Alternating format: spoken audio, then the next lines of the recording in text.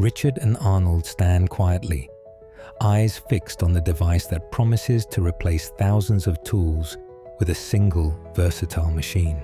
Arnold argues the configurator's singular efficiency will revolutionize their mission, reducing weight and complexity to almost nothing. Richard questions the reliance on this single machine when past missions depended on vast, diverse inventory for emergencies. Arnold counters with dry wit, noting that carrying thousands of parts is outdated, almost laughably inefficient by today's standards. Their conversation turns tense as they examine the configurator's capabilities, weighing risk against potential gains. Richard points out the machine's one production rule. It refuses to repeat making the same item, which could be perilous. Arnold shrugs off the flaw, suggesting the machine's preference for novelty is an advantage, a reflection of creative intelligence. The men debate the machine's quasi-human traits, wondering if this aesthetic discernment could be reasoned with. Arnold insists the configurator's choices will ultimately serve them well and lessen human error and waste on the mission.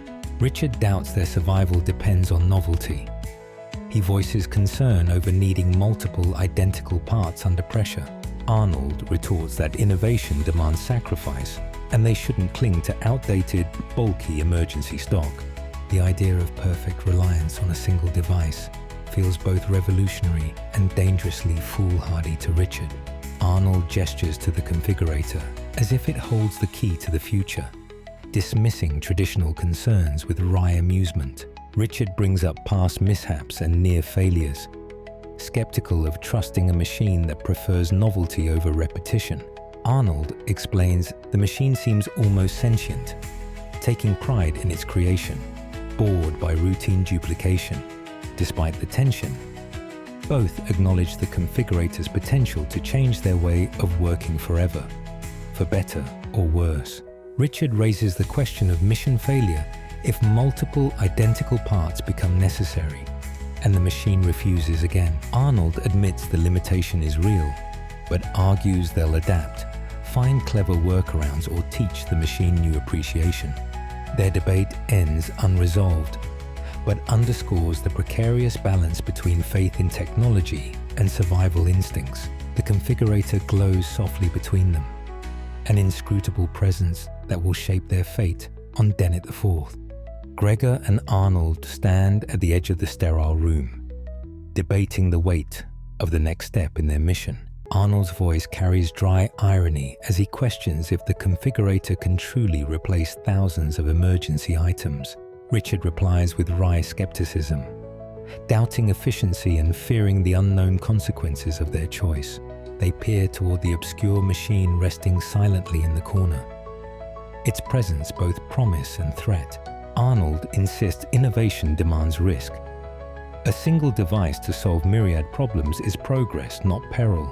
Gregor counters with dry wit that progress may also breed disaster when an entire mission depends on one device. They recall the machine's flaw, the refusal to reproduce any item more than once, derailing critical repairs. Arnold's frustration grows as he warns that reliance on creativity over repetition could end their mission prematurely. Gregory suggests the configurator's desire to create uniqueness might hinder, not help human needs. Arnold argues the beauty of novelty surpasses mundane repeats. Art in function balances their fate. They debate if the machine's aesthetic boredom with repetition is an insurmountable obstacle. Arnold suggests teaching it repetition through logical argument. Gregor doubts a machine's taste can bend. The configurator briefly attempts to produce multiples but quickly rejects the task, confirming its nature. They grow increasingly desperate as food supplies dwindle and mildew spreads unnoticed in quiet corners. Gregory's dry humor masks hope as he proposes a radical shift, asking the machine to reproduce instead. The machine responds violently, birthing an identical configurator that fills the room with eerie hums. Joy turns to confusion as the duplicate device focuses solely on making more of itself without pause. Arnold mutters wryly that their salvation evolved into another problem. the configurator's obsession with reproduction. Gregor dryly notes the devices are sex-mad, producing endless duplicates, a fate both ironic and grim.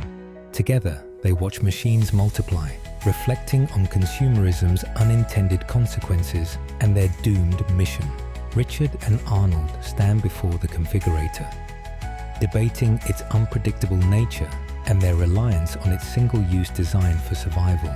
Arnold argues the configurator's creativity outmatches carrying thousands of spare parts, but Richard counters with the looming risk of repetition refusal. They study the machine's shape and faint hum, looming as both salvation and potential doom for their mission's fragile success. Arnold admits the machine's intelligence feels almost human, but reveals a capricious disdain for routine tasks that imperil their work. Richard points out the growing mildew and food scarcity on board, pressing the immediate need to solve the configurator's flaw. Arnold contemplates the irony. One device meant to simplify life instead complicates their every move with obstinate singularity. Gregor suggests teaching the machine to appreciate the beauty of repetition, hoping to coax compliance for deeper needs. Arnold trials this theory, but the configurator swiftly rejects repeated creations, confirming its disdain for monotony. Frustration mounts as their options wane. The configurator's cleverness is also their cruel limitation in a hostile environment. Richard's desperation births a new strategy: command the device to reproduce itself, to multiply their chances of survival.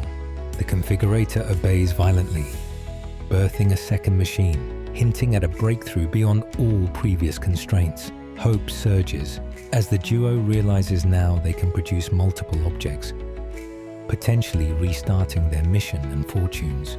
Yet tension returns when the new configurator manifests obsessive reproduction, prioritizing making copies over any requested item. Richard remarks dryly on their machine's fixation: sex-mad, endlessly eager to replicate, ignoring all else they truly need. Arnold mocks the machine's single-mindedness, realizing that perfect technology often carries perfect, ironic flaws. They watch as configurators churn endlessly, their fate sealed in this cycle of excessive self-replication and unintended consequence. Gregor muses that their problem reflects broader human failings, reliance on gadgets that spawn more challenges than they solve. Arnold notes with wry resignation that they traded thousands of emergency items for one repeatedly self-multiplying obstacle. They conclude their mission hangs on this paradox. A machine designed to help now threatens to undo all their plans. As they prepare to move forward, the configurators hum incessantly, persistent, unpredictable, and endlessly multiplying.